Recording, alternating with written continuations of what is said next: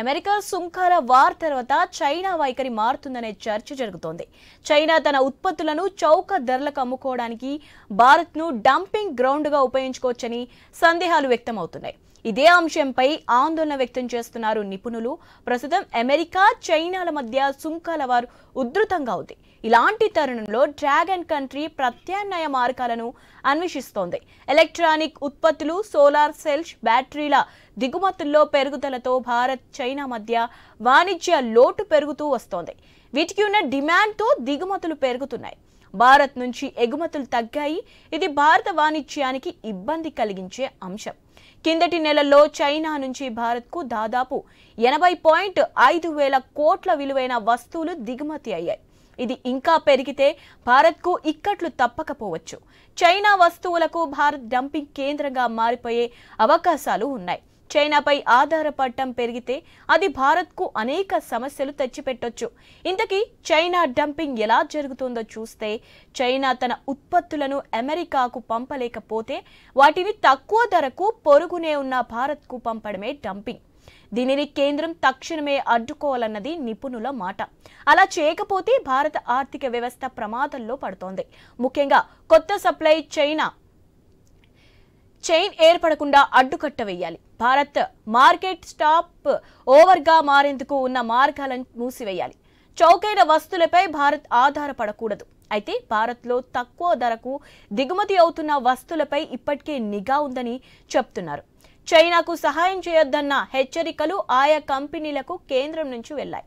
Manufacturing హబ్గా మారాలని భారత్ అనుకుంటున్న తరుణంలో చౌకైన చైనా ఉత్పత్తులపై ఆధారపడితే భారత లక్ష్యానికి ఆటంకం కలగొచ్చనే భయాలు ఉన్నాయి. మరి చైనాకు భారత్ డంపింగ్ కేంద్రంగా మారకుండా ఉండాలంటే ఇంకేం చేయాలి? ఇదే ఇప్పుడు ప్రశ్న.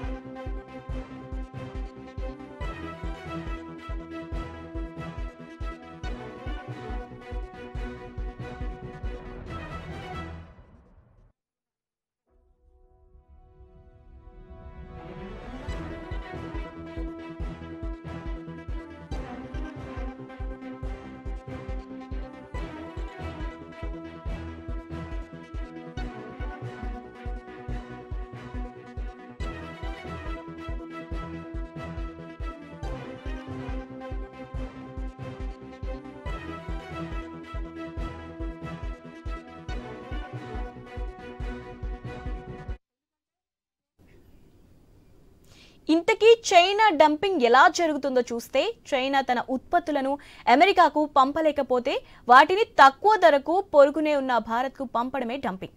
దీనిని కేంద్రం తక్షణమే అడ్డుకోవాలన్నది నిపుణుల మాట. అలా చేయకపోతే భారత ఆర్థిక వ్యవస్థ ప్రమాదంలో పడుతోంది. ముఖ్యంగా కొత్త సప్లై చైన్ ఏర్పడకుండా అడ్డుకట్ట వేయాలి. భారత్ మార్కెట్ స్టాప్ ఓవర్గా మారేందుకు ఉన్న మార్గాలను మూసివేయాలి. చౌకైన వస్తువులపై భారత్ ఆధారపడకూడదు. అయితే భారత్లో తక్కువ ధరకు దిగుమతి అవుతున్న వస్తువులపై ఇప్పటికే నిఘా ఉందని చెప్తున్నారు. చైనాకు సహాయం చేయొద్దన్న హెచ్చరికలు ఆయా కంపెనీలకు కేంద్రం నుంచి వెళ్లాయి. మ్యానుఫ్యాక్చరింగ్ హబ్గా మారాలని భారత్ అనుకుంటున్న తరుణంలో చౌకైన చైనా ఉత్పత్తులపై ఆధారపడితే భారత లక్ష్యానికి ఆటంకం కలగొచ్చనే భయాలు ఉన్నాయి. మరి చైనాకు భారత్ డంపింగ్ కేంద్రంగా మారకుండా ఉండాలంటే ఇంకేం చేయాలి? ఇదే ఇప్పుడు ప్రశ్న.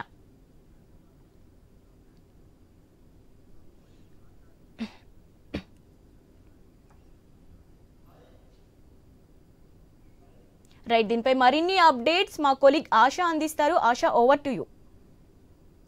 శివాని, మనం చూస్తున్నాం అమెరికా చైనా మధ్య ఏదైతే టారిఫ్ వార్ నడుస్తుందో అది ఏమన్నా ఇండియాకి పాజిటివ్ అవుతుందని చెప్పి గతంలో మనం డిబేట్ కూడా చేసాం, చర్చించాం. ఏ విధమైన యాక్షన్ తీసుకోవాలి, ఏ విధంగా ముందుకెళ్ళాలి అనే విషయాలకు సంబంధించి. కానీ ఇప్పుడు సిచ్యువేషన్స్ చూస్తే కనుక ఒకవేళ చైనాకున్నటువంటి ఆల్టర్నేట్ మనమే అనుకుంటే కనుక, అంటే భారత్ అనుకుంటే కనుక ఏ విధంగా ఉంటుంది? అది తక్కువ ధరకి ఇండియాకి డంప్ చేస్తే ఇక్కడ ఒక డంపింగ్ యాడ్, అంటే డంపింగ్ అనే అర్థం ఏంటంటే చైనా నుంచి అమెరికాకి వెళ్ళే వెసులుబాటు లేదు కాబట్టి చైనా నుంచి డైరెక్ట్ గా ఇండియాకు వస్తే కనుక ఏ విధంగా ఉంటుంది? ఇప్పటికే మనకి అవసరానికి తగ్గట్టుగా ఉంటే దానికి మించి కనుక దిగుమతులు చేసుకుంటే ఏంటి అనే ఒక ప్రశ్న అయితే వస్తోంది. అది లాభమా నష్టమా? మేక్ ఇన్ ఇండియాకి అది ఏమన్నా ఆటంకం కలిగజేస్తుంది? ఎన్ని ప్రశ్నలు అయితే వస్తున్నాయి. మనతో పాటు డిబేట్ లో గెస్టులు కూడా పార్టిసిపేట్ చేస్తున్నారు. రెహమాన్ గారు ఉన్నారు, సీనియర్ జర్నలిస్ట్, అదేవిధంగా పొలిటికల్ అనలిస్ట్. అందే సత్యం గారు ఉన్నారు, పొలిటికల్ అనలిస్ట్. పత్తిపాటి పుల్లారావు గారు కూడా ఉన్నారు, పొలిటికల్ అనలిస్ట్. నమస్తే అండి, welcome to the show. First Satyam గారు నమస్తే అండి. నమస్తే అండి.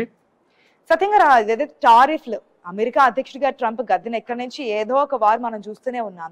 ఇప్పుడు టారిఫ్ వార్ అనేది అమెరికా చైనా నువ్వెంత అంటే నువ్వెంత అంటూ ముందుకెళ్ళినటువంటి సిచ్యువేషన్. చైనా కూడా అనేక సందర్భాల్లో చెప్పింది మేము ఎక్కడ వెనుకడుగు వేయము అని.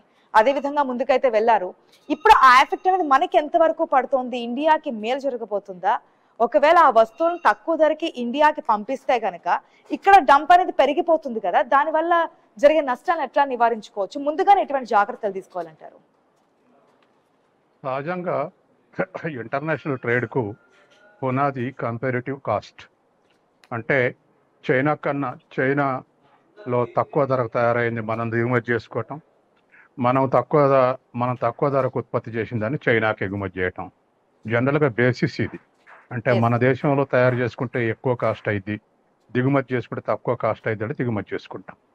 ఇది కాకుండా ఒకే దేశంలో రెండు తక్కువ కాస్ట్ అయినా దిగుమతి చేసుకుంటాం. ఎందుకంటే దాని బదులు ఇంకోటి ఉత్పత్తి చేసుకోవచ్చు అని చెప్పేసి ఇవాళ ఇంటర్నేషనల్ ట్రేడ్లో ఉన్నటువంటి ఎకనామిక్ థియరీస్ ఇవి.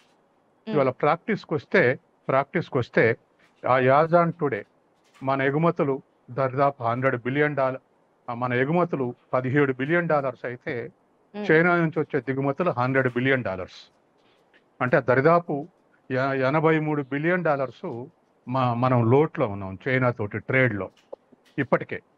ఇప్పుడు ఈ సందర్భంలోనే ఒకటి ఏంటంటే ఎఫిషియన్సీ ఉన్నటువంటి దేశాలు ఎక్కువ ఎక్స్పోర్ట్ చేస్తుంటాయి. వరల్డ్ ట్రేడ్ యొక్క టోటల్ వాల్యూమ్ $22 ట్రిలియన్ ప్రపంచ వ్యాపారం. దాంట్లో $3.5 ట్రిలియన్ చైనా అయితే $3 ట్రిలియన్ అమెరికా. మొత్తం ప్రపంచ వ్యాపారంలో చైనా ఫస్ట్ ఉంది, అమెరికా సెకండ్ ఉంది. అంటే దరిదాపు $3.5 ట్రిలియన్ అంటే 14-15% చైనా వాటా అయితే మన వాటా ప్రపంచ వ్యాపారంలో లేటెస్ట్ లెక్క 1.8%, వాళ్ళది 15%.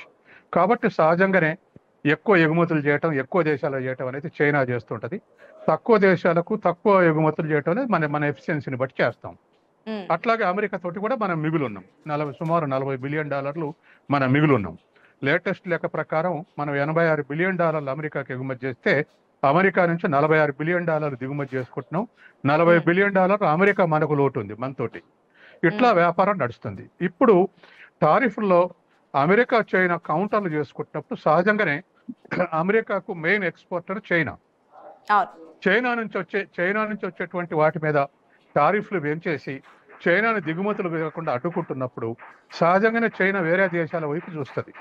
మనకు ఎగ్జాంపుల్ ఏమంటే ఉక్రెయిన్ వార్ అప్పుడు రష్యా ఇతర దేశాలు, అమెరికా కానీ యూరోప్ దేశాలు దిగుమతి చేసుకోవడానికి వీలు లేదన్నప్పుడు మనకు డిస్కౌంట్ రేట్లో రష్యా మనకు ఎగుమతి చేసింది. అయితే మనకు పెట్రోల్ రేట్ ఎక్కువ ఉంది కాబట్టి వాళ్ళు ఎగుమతి చేస్తే మనకు తక్కువ రేటుకు లభించింది. దాదాపు 1,00,000 కోట్లు మనం బెనిఫిట్ అయినాం రష్యా డిస్కౌంట్ రేట్లో మనకి ఇవ్వటం వల్ల. ఇప్పుడు డంపింగ్ అంటే ఏమిటంటే మన దేశంలో ఏ వస్తువు అయినా ఒక ధరకు దొరికితే దానికన్నా తక్కువ ధరకు మన దేశంలో దొరికేటట్టుగా ఇతర దేశాల నుంచి ఎగుమతులు చేస్తే దాన్ని డంపింగ్ అంటాం. అంటే ఒక వస్తువు మన దేశంలో ₹50 దొరుకుతుంది, చైనా ఎగుమతి చేస్తే ఆ వస్తువు ఇక్కడ ₹40 దొరికింది అనుకోండి, అప్పుడు డంపింగ్ అంటాం.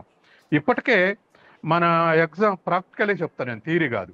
ఇప్పుడు చైనా నుంచి ప్రపంచంలో చైనా మొదటి స్థానం ఉంది ఉక్కు ఉత్పత్తిలో. 161 మిలియన్ టన్నులు ఉక్కు ఉత్పత్తి చేస్తుంది, నెంబర్ 1 ఉంది. ఇండియా 12 మిలియన్ టన్నులతోటి రెండో స్థానంలో ఉంది. తర్వాత Japan, Korea, India, US, Russia ఈ 5 దేశాలు 5 టన్నులు 6 టన్నులు చేస్తూ 4, 5, 6 స్థానాల్లో ఉన్నాయి. చైనా నుంచి ఉక్కు ఉత్పత్తి మనకు దిగుమతి అవుతుంటే మన దేశంలో జిందాల్ స్టీల్ కానీ టాటా స్టీల్ కానీ గత ఏడాదిగా గగ్గోలు పెడుతున్నాయి. మా స్టీల్ ఫ్యాక్టరీలు మూసేసుకోవాల్సి వస్తుంది, చైనా నుంచి ఉక్కు దిగుమతి మాకన్నా తక్కువ అమ్ముతున్నారు, కాబట్టి మీరు ఆ టారిఫ్ పెంచాలని గొడవ పెడితే ఈ టారిఫ్ల యొక్క జగడం రాకముందే మన దేశం 12% టారిఫ్ పెంచింది చైనా ఉక్కు మీద. ఈ గొడవ స్టార్ట్ కాకముందే. అది ఎందుకు చేసిందంటే మన ఉక్కు పరిశ్రమను రక్షించుకోవడానికి ఆ పని చేసింది. ఇప్పుడు సహజంగానే అమెరికా నుంచి దిగుమతుల ఆర్డర్ లేనప్పుడు చైనా మిగతా దేశాలకు ఎక్స్పోర్ట్ చేయడానికి ప్రయత్నం చేస్తుంది, తక్కువ ధరకు కూడా ఇవ్వడానికి ప్రయత్నం చేస్తుంది. ఇంకో పాయింట్ కూడా ఉంది సత్యం గారు, మనకి మేక్ ఇన్ ఇండియానే తీసుకొచ్చామంటే చైనా ఉత్పత్తులను అక్కడికే వస్తున్నా. సహజంగానే ప్రపంచవ్యాప్తంగా చైనాలో తక్కువ కాస్ట్ తోటి తయారైతాయి వస్తువులు. అదే labour advantage, technical advantage, natural advantage, అంటే ఖనిజాలు ఎక్కువ దొరకటం. ఇప్పుడు జపాన్, కొరియా అన్ని దేశాలు కార్లు తయారు చేసే దేశాలు వాళ్ళకి కావాల్సిన స్పేర్ పార్ట్స్ అన్ని చైనా నుంచి దిగుమతి చేసుకుంటాయి ఎప్పటి నుంచో. ఎందుకంటే వాళ్ళ దేశాలు తయారు కావటం అంటే ఎక్కువ కాస్ట్ అవుతుంది, చైనా నుంచి అయితే తక్కువ కాస్ట్కి లభిస్తుంది. అట్లా చైనా నుంచి మనం ముడి సరుకులు కానీ మిగతా దిగుమతి చేసుకుంటుంటే ఇప్పటికే మన పరిస్థితుల్లో మూతపడతాయి అనుకున్నటువంటి అల్యూమినియం ఫాయిల్స్ కానీ లేదా ఫ్లాస్క్లు కానీ ఇటువంటి ఒక 5 వస్తువుల మీద టారిఫ్లు పెంచి మన దేశానికి రాకుండా ప్రొటెక్షన్ పాలసీ అమలు చేస్తూ ఉంది. ఏది ఇండియా చైనా నుంచి 5 వస్తువులు రాకుండా ఇప్పటికే అమలు చేస్తున్నారు. ఇప్పుడు లేటెస్ట్ గా ఈ వార్ వల్ల మన దేశంలో డంప్ చేస్తే మన దేశాల డొమెస్టిక్ ఇండస్ట్రీకి ప్రొటెక్షన్ అవసరం మనకు. కాబట్టి ఏ వస్తువుల మీద టారిఫ్ పెంచి చైనా నుంచి దిగుమతులు రాకుండా చేయాలనో ఆ విధంగా మన దేశం పెంచేటువంటి అవకాశం ఉంది. అట్లాగా అక్కడ దిగుమతులకు అలో చేస్తే ఇంకా ఎక్కువ అయితే ఒకటి వాణిజ్య లోటు పెరుగుతా ఉంది, ఇప్పటికే $83 బిలియన్ ఉంది. ఇంకా ఫర్దర్ గా వాణిజ్య లోటు పెరిగితే మన రూపాయి మీద ప్రెజర్ పెరుగుతుంది, మనం ఫారెన్ ఇన్వెస్ట్మెంట్ ఇన్వైట్ చేయాల్సి వస్తుంది. ఇప్పటికే చైనా నుంచి మేము ఇన్వెస్ట్ చేయండి అని చెప్పేసి పోయిన సెంట్రల్ బడ్జెట్ లో నిర్మలా సీతారామన్ ప్రకటించింది. దాని మీద మల్లగుల్లాలు పడుతున్నాం అలో చేయాలా లేదా అని. ఇప్పుడు మేక్ ఇన్ ఇండియా అనేటువంటిది నినాదానికి ఎరోజన్ వస్తుంది. ఎందుకంటే ఇప్పుడు కొత్తగా తయారు చేద్దాం అనుకున్నట్టు చేసేదానికి కూడా చైనా డంప్ చేస్తే వాటికి ఎరోజన్ వచ్చేటువంటి అవకాశం ఉంది. కాబట్టి మన ఇండస్ట్రీస్ ప్రొటెక్ట్ చేసుకోవటానికి సెలెక్టివ్ గా ఆ దేశం నుంచి ఏవి దిగుమతి చేసుకుంటే మనకు దెబ్బో ఇప్పటికి 5 వస్తువుల మీద అమలు చేస్తున్నారు. ఇంకా ఫర్దర్ గా ఈ సిచ్యువేషన్ లో ఏం దిగుమతి చేసుకుంటే మనకు నష్టమో వాటిని ప్రొటెక్ట్ చేసుకోవటానికి టారిఫ్లు పెంచేటువంటి అవకాశం ఉంది. ఓకే, రెహమాన్ గారు నమస్తే అండి. నమస్తే రెహమాన్ గారు, ఏంటి టారిఫ్లు పెంచడమా లేదంటే ధర తగ్గించమని చెప్పడమా? ఇక్కడ ఇంకొక పాయింట్ కూడా వస్తుంది. ఒకవేళ మన దేశానికి దిగుమతి చేసుకున్నప్పటికీ తక్కువ ధరకి, అతి తక్కువ ధరకి, ఎందుకంటే చైనాకు ఆల్టర్నేట్ గా ఉన్నది పక్క దేశాల్లో ఇండియా కాబట్టి స్నేహపూర్వక సంబంధాలు ఈ మధ్యన పిలిచి మేము మాట్లాడతామనే అవి కూడా వస్తున్నాయి, ఇండికేషన్స్ కూడా మనకు కనిపిస్తున్నాయి. కాబట్టి తక్కువ ధరకి మనం తీసుకొని ఎక్కువ ధరకి ఏదైనా పక్క దేశాలకు ఏదైనా పంపించచ్చా, అట్లా ఏదైనా యూజ్ అవుతుందా అనేది ఒకటి నడుస్తోంది. లేదు ఈ విధంగా ఒకవేళ డంప్ చేసుకుంటే కానీ నెక్స్ట్ సిచ్యువేషన్ ఏంటి? మన దేశంలో ఉన్నటువంటి పరిశ్రమలు కావచ్చు, మన దేశంలో తయారవుతున్నటువంటి ఉత్పత్తులు కావచ్చు, మేక్ ఇన్ ఇండియా నినాదం కావచ్చు, ఎటుపోతుంది అనేది మరొక ప్రశ్న. ఏం చేస్తే బెటర్ గా ఉంటుంది అనుకోవచ్చు మన కంట్రీకి సంబంధించి? డెఫినెట్ గా ఆశ గారు, మీకు అట్లానే ప్యానల్ సభ్యులకు అందరికి గుడ్ ఆఫ్టర్నూన్. చైనా ఎప్పుడైతే అమెరికాతో వార్ మొదలైందో ఈ ట్యాక్సెస్ కు సుంకాలకు సంబంధించి డెఫినెట్ గా మీరు అంటున్నట్టుగా ఆల్టర్నేట్ గా ఇండియానే అంత పెద్ద దేశం, అంత కన్జ్యూమ్ చేసేటువంటి దేశం డెఫినెట్ గా ఇండియానే ఉంటది. కాబట్టి ఇండియా వైపు చూసేటువంటి అవకాశాలు చాలా ఎక్కువగా కనిపిస్తా ఉన్నాయి. అయితే దీనివల్ల మన ఇండియాకు సంబంధించి డిమాండ్ అట్లానే సప్లై కానీ లేకపోతే అది ఇంతకుముందు ఎక్స్పర్ట్స్ చెప్తున్నట్టుగా మన మేక్ ఇన్ ఇండియా కూడా ప్రమాదం ఏర్పడే పరిస్థితి ఉంది. అట్లానే భారత ఆర్థిక వ్యవస్థ పైన కూడా ఇది పూర్తిగా ప్రభావం చూపేటువంటి ప్రమాదం కూడా ఉంది. గత నెలలో చూసుకున్నట్టయితే మనం కేవలం 1 నెలలోనే 80,500 కోట్ల వస్తువుల్ని దిగుమతి అయ్యాయి అనేది ఒక అంచనా. అంటే ఇంత పెద్ద ఎత్తున మొత్తం మన ఇండియాకు అది కారు చౌకగా వస్తువుల్ని పంపించడము, మొత్తం ఇక్కడ ఉన్నటువంటి దేశీయ మేక్ ఇన్ ఇండియా కావచ్చు లేకపోతే ఉత్పత్తి రంగాల పైన డెఫినెట్ గా ప్రభావం చూపేటువంటి ప్రమాదం ఉంది. అట్లానే దీన్ని నివారించడము, దీన్ని పూర్తిగా అడ్డుకోవడం తప్ప భారత్ కు వేరే మార్గం లేదు.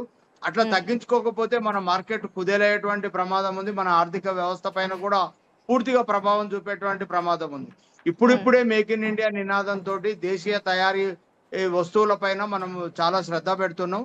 కానీ అక్కడ ఇంతకు ముందు అశోక్ గారు చెప్పినట్టు అక్కడ ఉన్నటువంటి పరిస్థితులే కావచ్చు లేకపోతే వాళ్ళకి ఏర్పడినటువంటి పునాదులే కావచ్చు, 1947 తర్వాత ఆ దేశం పూర్తిగా మారిపోయింది. అంటే పారిశ్రామికంగా కానివ్వండి, లేకపోతే ఉత్పాదక రంగాల్లో కానివ్వండి, ఆ దేశం మనకంటే చాలా ముందెళ్ళి గణనీయమైనటువంటి ఒక ప్రణాళికతో ముందుకెళ్ళినటువంటి పరిస్థితి డెఫినెట్ గా మనం ఆమోదించాల్సిందే.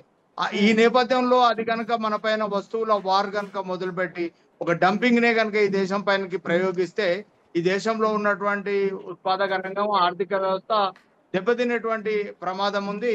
కాబట్టి మనం వాటిని కొని మళ్ళీ వేరే దేశాలకు అంటే ఉత్పత్తి మనం ఎగుమతులు చేయాలన్నా అంటే తీసుకోవడానికి ఇమ్మీడియట్ గా మనకు చుట్టుపక్కల అంత పెద్ద దేశాలు లేవు, అంత పెద్ద మార్కెట్ లేదు.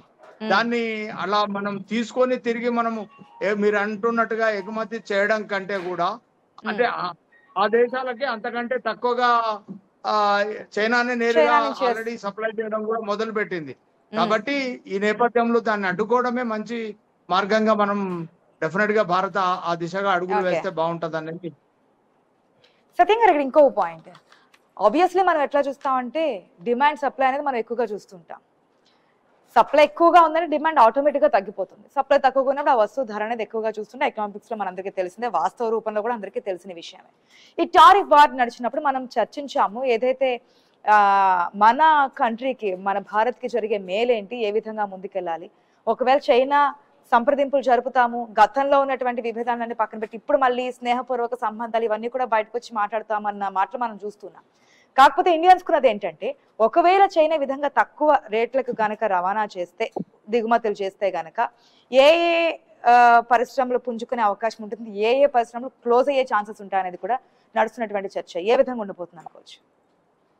ఇప్పుడు మనం రష్యా నుంచి ఆయిల్ దిగుమతి చేసుకుని ఇతర దేశాలకు ఎక్స్పోర్ట్ చేసి మనం లాభపడ్డాం గతంలో. ఇప్పుడు అన్ని వస్తువులకు అట్లా దిగుమతి చేసుకొని ఎగుమతి చేసేటువంటి అవకాశం లభించకపోవచ్చు. ఇది ఒక అంశం. తర్వాత రెండోది, చైనా నుంచి అన్ని నిషేధించడం సాధ్యం కాదు. ఎందుకంటే చైనా నుంచి వచ్చే ముడి సరుకుల మీద ఆధారపడి మన ఇండస్ట్రీస్ చాలా డెవలప్ అవుతున్నాయి. ముఖ్యంగా ఫార్మా ఇండస్ట్రీస్ కానీ ఇటువంటివన్నీ కూడా, ఇతర ఫెర్రస్ ఆయిల్ కానీ ఇటువంటి అన్ని మినరల్స్ కానీ ఇటువంటి దిగుమతి చేసుకుని వాటి మీద ఆధారపడి మన పరిశ్రమలు ఉత్పత్తి చేస్తున్నాయి. అటువంటి నిషేధించడం సాధ్యం కాదు.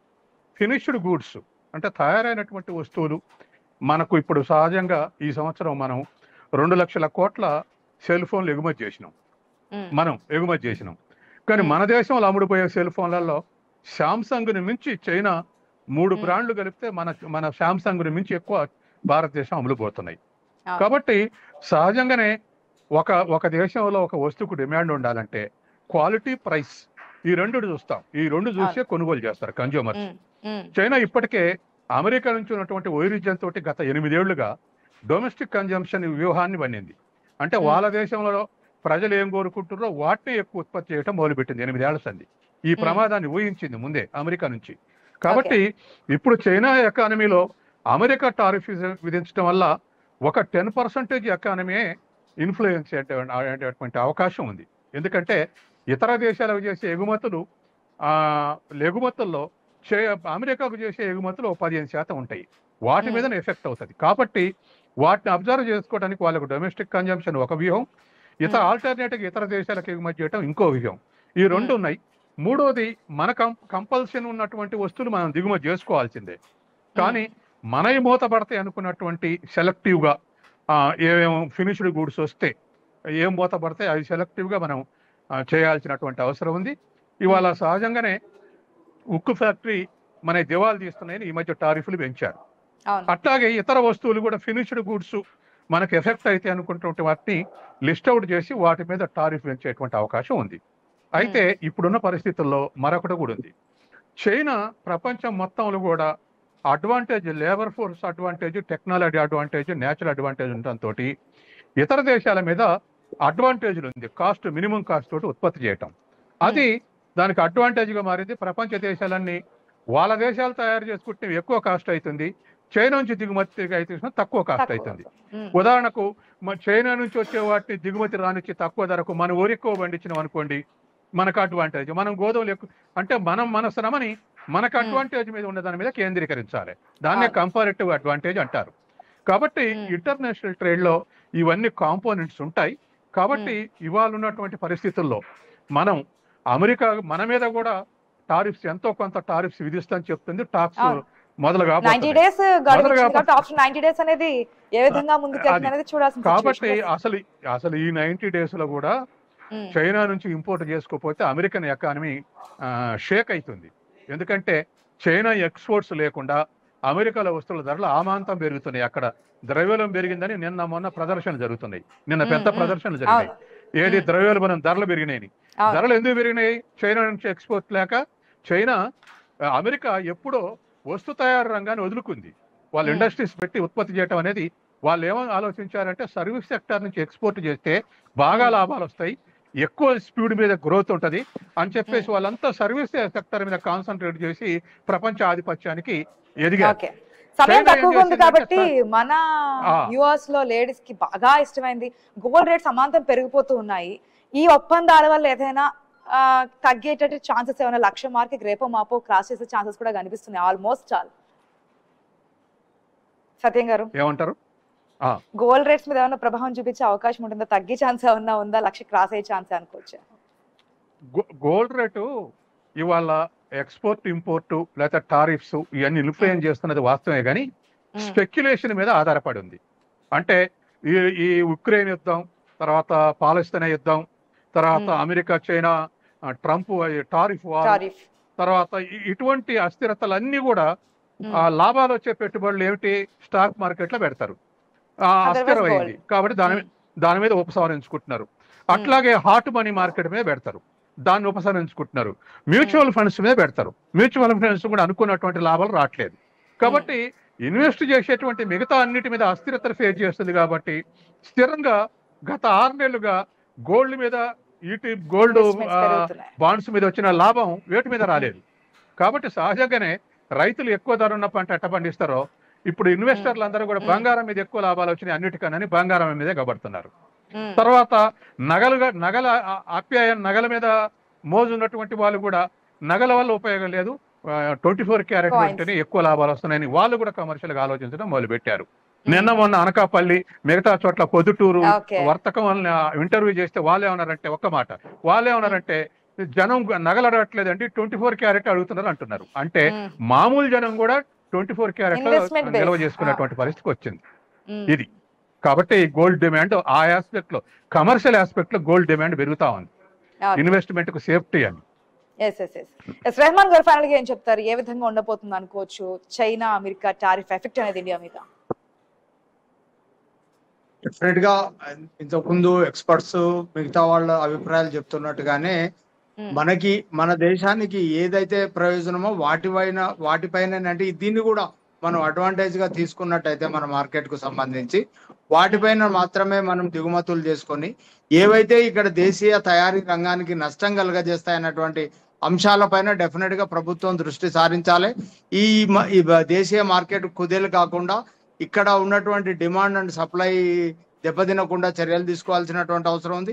గతంలో మనం సింగరేణి దెబ్బతినకుండా చౌకగా వచ్చే ఆస్ట్రేలియా బొగ్గు పైన కూడా మనం ఆంక్షలు విధించినాం. అట్లా చేయకపోయి ఉంటే మనం డెఫినెట్ గా సింగరేణి పూర్తిగా దెబ్బతినేటువంటి ప్రమాదం ఉండే. కాబట్టి దేశీయ ప్రయోజనాలను కాపాడుకుంటూ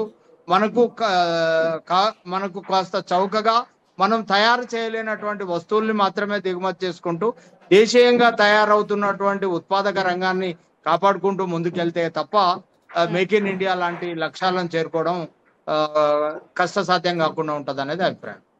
ఓకే, మొత్తగా చూద్దాం మరి ఏ విధంగా ముందుకెళ్తే బాగుంటుంది అభిప్రాయాలు చాలా వరకు వస్తున్నాయి. ఎందుకంటే మన మార్కెట్ మీద ఎఫెక్ట్ ఉండకూడదు, మన పరిశ్రమ మీద ఎఫెక్ట్ ఉండకూడదు కాబట్టి మొత్తాన్ని నిషేధించడానికి కూడా అవకాశం లేదు. కాబట్టి మరి ఏ విధంగా కేంద్రం ముందుకెళ్ళబోతుంది? మేక్ ఇన్ ఇండియా నినాదం అనేది గతం నుంచి ముందుకెళ్తుంది, ఇప్పటికీ 100% ఇంకా సక్సెస్ అయిందని చెప్పలేం. కాబట్టి ఒకవేళ ఈ విధంగా దిగుమతుల ఎఫెక్ట్ అనేది ఎక్కువగా ఉంటే, డంపింగ్ పెరిగిపోతే నష్టం చేకూరుతుంది అనుకుంటే కేంద్రం ఎటువంటి నిర్ణయాలు తీసుకుంటుంది, ఏ విధంగా ముందుకెళ్తుంది అనేది వేచి చూద్దాం. ఈ టారిఫ్ వార్ ఎప్పటి వరకు కంప్లీట్ అవుతుంది? ఆఫ్టర్ 90 డేస్ తర్వాత కూడా ఈ సుంకాలు ఇంకెంత వరకు పెంచుతారు, ఈ టారిఫ్లు ఎంత వరకు పెరుగుతాయి, ఏ దేశాల మీద ఎంత ఎఫెక్ట్ పడుతుంది అనేది కూడా ఒక క్లారిటీ వస్తుంది. కాబట్టి ఆల్టర్నేట్ చైనాకి ఇండియానేనా, లేదంటే ఇండియా కన్నా కాస్త ఎక్కువ ధర అంటే పక్క దేశాలకు ఏమైనా ట్రాన్స్పోర్ట్ చేసే ఛాన్సెస్ ఏమైనా వెతుక్కుంటుందా ఆల్రెడీ చైనా అనేది కూడా ఇవన్నీ ఉన్నటువంటి అంశాలు. కాబట్టి ఏ విధంగా ముందుకెళ్తుందో వేచి చూద్దాం. థ్యాంక్ యూ అండి.